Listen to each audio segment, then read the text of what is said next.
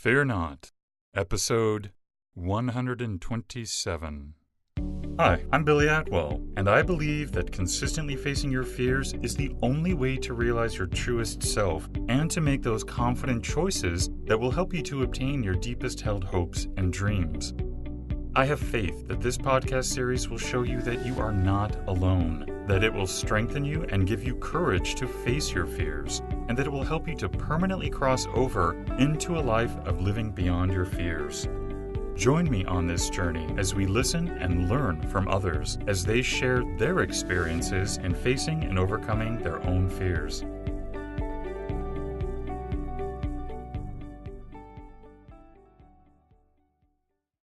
Hello, everybody. Today, you and I are going to be joined by Dr. jselk. Welcome, Jason. How are you today? I'm doing very well, Billy. Thanks so much for having me. Are you ready to fear not today? I am absolutely ready. While serving as the director of mental training for the St. Louis Cardinals, Jason helped the team win their first World Series in over 20 years. And in 2011, he assisted the Cardinals in the historic defeat of winning their second World Championship in a 6-year period. Jason is a regular contributor to Forbes, Inc., Success, Shape, and Self magazine, ABC, CBS, ESPN, and NBC Radio and Television. And he has been featured in USA Today, CNBC, and Men's Health. His recently published third book, Organize Tomorrow Today, has been rated by CEO Read as the 13th best-selling business book of 2016. Jason, can you take a few extra moments to fill in the gaps and maybe also give us a brief glimpse of your personal life? Sure. So I'm 46 years old. I live in St. Louis, Missouri. I've got a wonderful wife, Mara. I've got 3 children, 14, 13, and 11, Jackson, Layla, and Genevieve. I love what I do, and I love being a husband and father. Jason, would you also share with us today one of the biggest fears that you've had to face in your life? Yeah, and, I was thinking about this question before we started, and there's really two. And one is really more in my professional life, and then another is the second is in my personal life. I'll start with my professional life. I think the biggest fear I've had, even when I was young, I was one of these young people that people said often I had a lot of potential. And I know when I was young, I thought that that was a compliment. And then as I started to become older, I started to realize it may not be as much of a compliment, because really what it was saying was that I have all this talent and ability and potential, but I wasn't realizing it. And I think around 22, 23, 24, I really started to have this realization and the fact that I really didn't want to be that person. And so I'd say in my professional life, and again, it started in my mid 20s, I was really afraid of not living up to my potential. And even today, it's something I wouldn't say that I have a fear of it, but I will say I'm very sensitive to it. And anytime I might start rolling around in my mind the idea of cutting corners or being lazy or not giving my best, it's a real motivator for me to go to that place of this is what happens, this is how people don't live up to their potential. So in my professional life, I'd say the biggest fear that I overcome, and again, I think I still on a daily basis overcome it, is not living up to my potential. But I use the fear to motivate me to make positive behavior change on a daily basis. And really for me, it just boils down to I gotta outwork the competition. I cannot be lazy. I cannot, with my clients, afford to take even 1 minute off. They deserve my best, and they are going to get my 100% effort all day long. So that'd be from a professional standpoint. I think from a personal standpoint, again, I mentioned that I had 3 children. I don't think there's any doubt the biggest fear is that something could or might happen to one of the 3, or even, more than one of the 3 of them. So personally, the fear is that something could happen to one of my children. That would be a very big fear that I wrestle with on a somewhat regular basis. So, how do you handle fear in general? I mean, they're both pretty significant fears that you shared with us. So, how do you deal with fear when it approaches you so that you're not kept under it? Yeah, and I approach and deal with them differently. The two that I mentioned, like I said on the first one, I use that potential negative emotion, the fear, to motivate me to every day get up on time, get after it, go as hard as I have to go, kind of the whatever it takes mentality. And the motivation behind that is I don't want to be the person who underperforms on potential. So it's not like, I think people, especially in this country, are being somewhat sold this idea that negative emotion is a curse. Negative emotion is not a curse. It's a gift. It's the gift of, first of all, recognition that something needs to change. But I think, secondly, it's really important to realize that negative emotion can be used as one of the most powerful motivators out there if you choose to do that. And so, again, the way I deal with the fear of underperforming is by using the fear, the negative emotion, to make positive behavior change. Now, that doesn't, you can't really take that approach and apply it to, I think every parent's worst nightmare, the fear that something could happen to their children. That's more of a mental adjustment. Okay, and I learned this a long time ago that it's the old saying, be prepared for the worst, but plan for the best. And I heard that saying, and when I first heard it, I thought, wow, that's a neat saying. And the more I thought about it, the more I thought, people need to really understand what that means. And so I created, and I teach people this in my practice all the time. It's a two-step process that preparing for the worst means that you actually think to yourself, okay, it is in reality possible that something could happen. One of my kids could get sick, or there could be a tragedy, an accident. I mean, that is just reality. And unfortunately, that reality does happen every day across the world to parents. And for me to believe that I'm special or somehow could be protected from the brutal reality of life sometimes that's not fair. So I one time, and I think that's the key, is you do this once.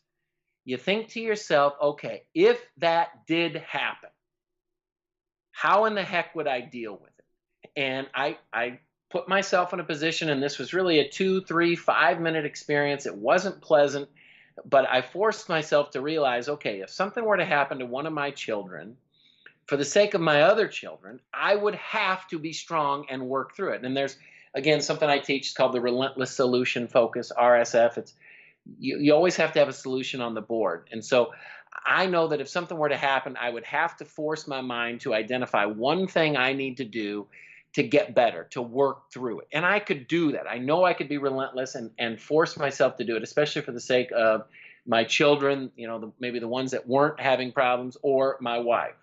Okay, so that's the prepare for the worst, is you kind of say, okay, if this happens, what the heck am I going to do to get through it? And you really force yourself to look at the reality and the specifics of what am I going to do to get through it. Now, like I said, that was a one time experience. It was 5 minutes of my life. Then what I do is I control my mind to the point of always preparing for the best. And it's a very simple way to do that. I always just ask myself, so if, for example, I have a nightmare that something happened to one of my kids, and it starts opening up that Pandora's box of fear of, oh my gosh, we're all vulnerable. I just force myself instead to think, how do I want things to go? And then I answer, I want, in this case, my children to be happy and healthy and live long lives. And so I force my mind to focus on what I want, or preparing for the best, if you will, instead of allowing my thoughts to go to all the potential negatives that are out there. My grandmother used to always say to me, and it really kind of applies here, she said, don't borrow trouble. There's enough of it where you don't need to borrow it. And so a lot of people experience all these fears and these horrible things because they allow their mind to focus on them on such a regular basis that they're actually borrowing the trouble. They're experiencing the fear or the negative outcome without it ever happening. And chances are, with a lot of these fears, they don't come to fruition. So, again, in terms of the personal dealing with the fear, overcoming that fear, I take the approach of I'm prepared for the worst, but I don't let my mind go there. What my mind, I force my thoughts to are how do I want it to go? And that's what I visualize. That's what I focus on. That's what I put the energy into thinking about.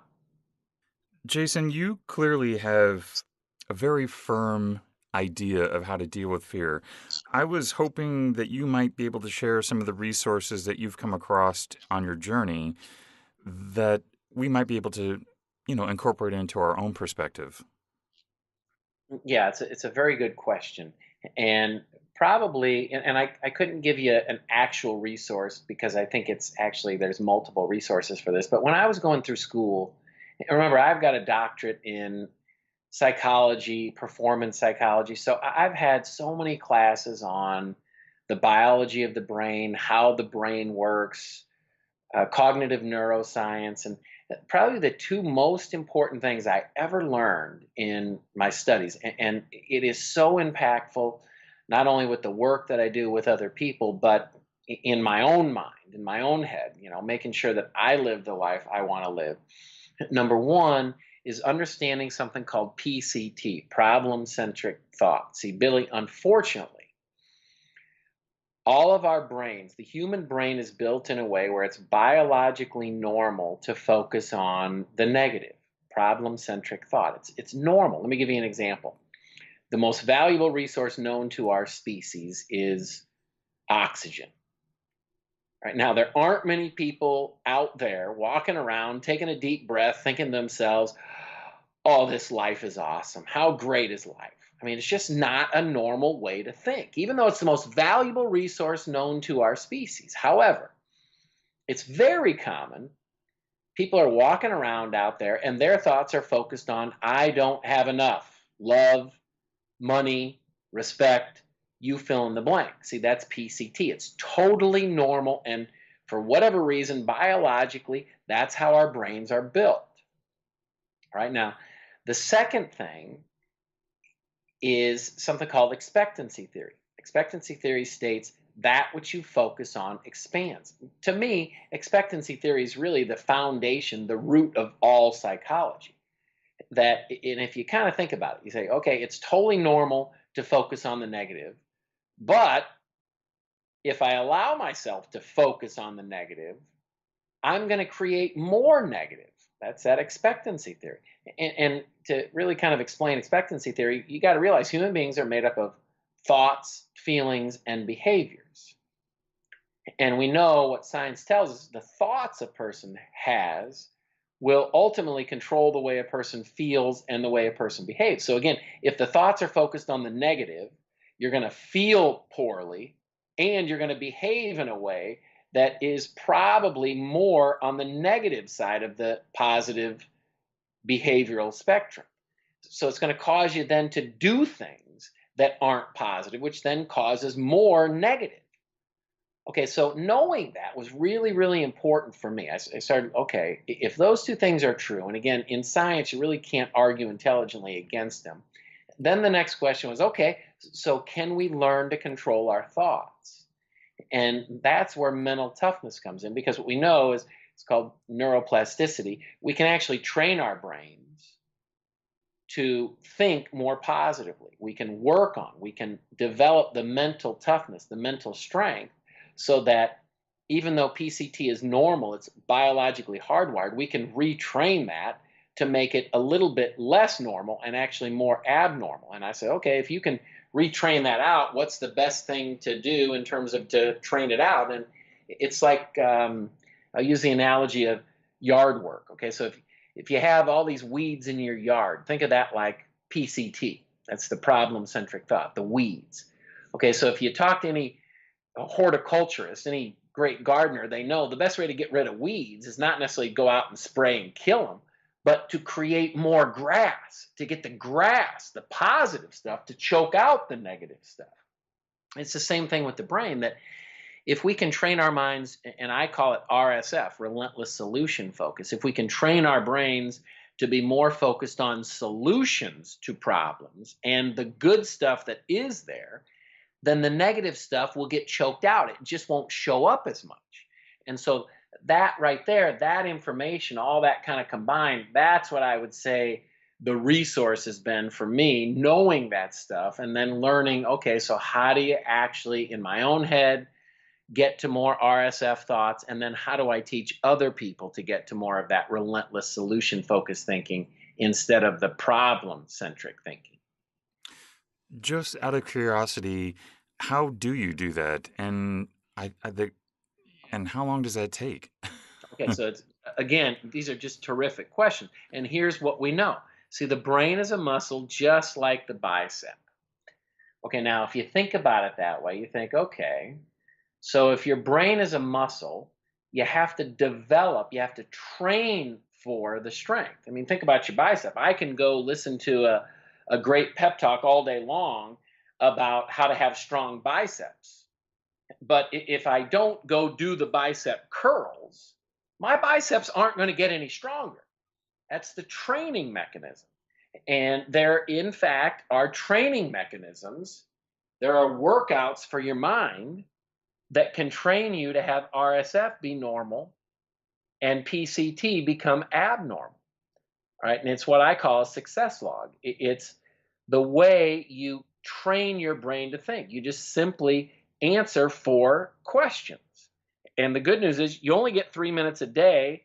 If you did it 3 days a week, you'd start to see the results, just like with the bicep. If you did 3 days a week bicep curls, you couldn't stop that bicep from becoming stronger. Same thing with the brain. If you do the 3 minutes a day trying to answer these 4 questions, you cannot stop your brain from becoming more mentally tough, more focused on solutions. The 4 questions are, and these are sound somewhat simple, but doing them consistently actually it's more difficult than it sounds. But here are the questions. Number one, in the last 24 hours, what did I do well? And again, it's a very foreign way to think. I mean, think, when's the last time you thought to yourself, what did I do well? It's just not normal. Most people, at the end of the day, they're driving home and they're evaluating what they screwed up on. Remember, that's totally normal. That's that PCT thinking. So, on a daily basis, you force yourself to think about what you did well. Write down 2 or 3 of those done well. Second question, what's one thing I want to improve? Now, it's a semantic issue, but it's not the same as what's one thing I screwed up on. I don't want you thinking about what you screwed up on, because in asking yourself that question, you're actually visualizing the problem. And remember, that which you focus on expands. So instead of what did I screw up on, what do I want to improve? Forces you to visualize the solution. Third question, what's one thing I can do differently to help make the improvement? So we're really starting to break it down into process. What's the action step to actually make the improvement I'm trying to make? I might say, okay, the one thing I want to improve tomorrow, I want to have more energy tomorrow. Okay, so then I say, oh, all right, what's one thing I can do to give myself a chance at having more energy? Maybe it's, don't drink so much tonight. Or maybe it's set a lights out curfew so that I get the right amount of sleep. Or maybe it's get exercise. I know if I exercise, I'm more energized. So you're starting to just develop that action plan. And then the fourth step, you just force yourself to answer on a scale of 1 to 10, how well did I do the previous day with the RSF, that relentless solution focus, forcing myself to think about solutions instead of problems. And what we know, again, the mere act of evaluation, when done correctly, causes improvement. So the 1 to 10 evaluation is a very effective way of keeping on the forefront of your mind the fact that you want to focus on solutions instead of problems. So that's how you train your brain. You just, again, as little as 3 days a week, 3 minutes each time at most, answer those 4 questions. Are you ready for the speed run? Absolutely. What individual, whether they be fiction or real, has made the most impact on your life? So I'd have to say two people. My father. And my father has just been instrumental. He's the nicest, most integrity filled man I've ever known, and I want to be more like him. He always taught me, if you're going to do something, do it right. And there are other things he's taught, but that just the repetition of that, hearing it over and over, and him showing it for years. He's 70 and he still models that. That's been huge in my life. And the other person I've learned so much from, and I had a chance to meet him very late in his life. He's now passed, but the great coach at UCLA, John Wooden. Wooden's books and teachings have been as impactful, actually more impactful than anyone else other than my father, in terms of teaching people how to achieve great things. If you could instantly change one thing in the world, what would you change? um, it might be this PCT. If we could change how the brain is built so that PCT, I often wonder about this. If people were not biologically built to focus on the negative, how would that impact our society, our world, our species? And it's mind-boggling to me how much of an impact that one little biological change could make. But if this is kind of fantasy land and I get to say anything I want, this one seems less likely than the biological change. But I think I'd say eliminate hatred. I think if we could just eliminate hatred in our species, we'd be in such a better place. What's your biggest weakness? Um, that's really hard because I've got so many. I wish, again, I talked about my father, and it just seems like having integrity and being so nice and being so giving and really being selfless is just comes easily to my father, and it's probably not true. It's probably not fair to say, but I wish it wasn't so hard for me. I mean, I feel like I have to work so hard at being a good person, which, it's embarrassing to say, but I know that I've got some devilish in me, and I like to be wild. When I was younger, I was kind of one of those kids that was getting in trouble all the time. And I know that I've learned I don't want to be that person. And so and I think it's probably obvious hearing about how I control my own thoughts and so forth. But I have to work very hard at being on track, being one of the good guys. And again, I'm trying to live up to the shadow that my own father is casting. But I'd say that I just wish it was easier for me. I'm okay with the work. And I've made great strides. I just wish I didn't have to work so hard at it. I wish it came a little bit more naturally to me. What's your biggest strength? I care. I really, although I'm wild and sometimes when I was younger, got myself in trouble. It never was a doubt that I never intentionally want to hurt other people. I think a lot of the issues where I was very selfish and always trying to take care of myself, and obviously when you think that way, it can cause problems for other people. But if I ever was able to stop and slow down and realizing that my actions were or potentially could hurt other people, I would stop immediately. I really do have a good heart, and I do think I did get that from both my parents. That um, it's really important for me. It's my biggest purpose in life is to help people, and I don't have to try on that one. That one comes naturally. If you could only have one book to read, what's that book going to be? Um, I'm going to cheat and give you two.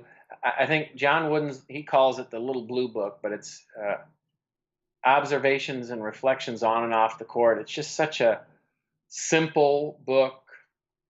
It's so fundamentally sound. When I read it just reminds me of how things are supposed to be. it just, there's no question. It's really kind of the morals and the values and the integrity that people should have. And I think Wooden was one of those people where it was really ingrained in him. And in the book, it's very clear. And so it really provides, it just causes me to be very peaceful and to oftentimes slow down, even if I just read a paragraph or two in that book. The other book that I think is probably the most important book I've ever read in terms of learning how to work with people is Dale Carnegie's How to Win Friends and Influence People. I think if you're in a position where you work with or communicate with other people, if you haven't read that book, you absolutely have to read that book. It is just chock full of extremely practical, simple ideas on what causes a person to work better with another person. Do you have a favorite sound? Music. I love music. Music in my world kind of takes a black and white experience and turns it into color. That music just immediately can have a positive impact on my mood. And like I said, it just brings the color into life instead of being black and white. And Jason, if someone would like to connect with you, what's the best way for them to do that? Probably the easiest is through my website, jselk.com.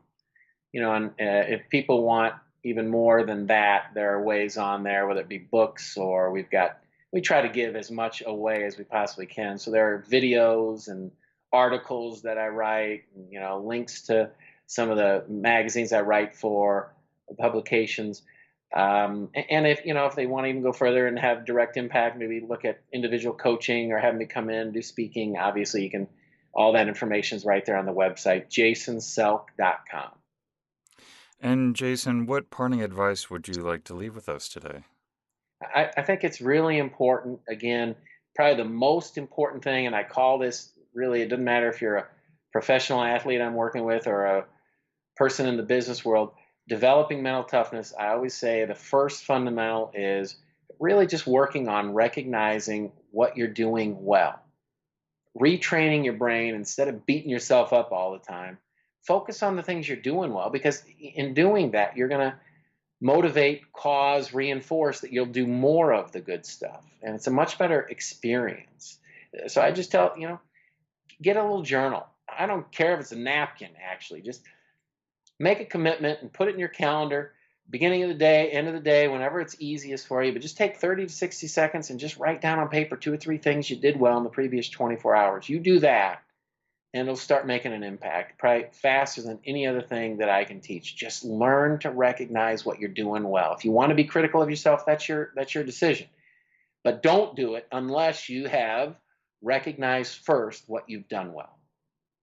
Sounds like excellent advice indeed, and thank you so much for that.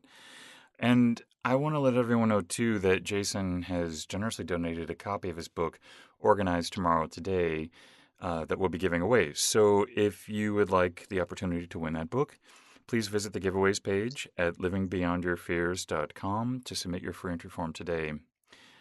Wow, Jason, I invited you on the show today to just share one of your fears, and you kind of threw in a free coaching session today. I wasn't expecting that. So thank you so much for that generosity and so much great information. Thank you so much. You're a really cool guy. Appreciate it.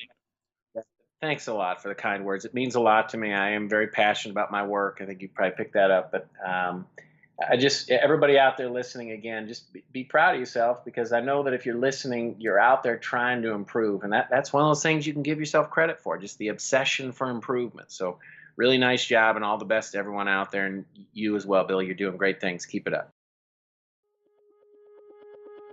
Thank you for joining me today. And remember, you cannot achieve everything, but you do have the God-given ability to achieve anything. So stay focused, out of fear, and keep on keeping on. Until next time, be well and peaceful. For more information on today's episode and guest, or for resources that will assist you in overcoming your fears, visit livingbeyondyourfears.com. And don't forget to subscribe to this podcast, where 3 times a week we move to a life beyond our fears.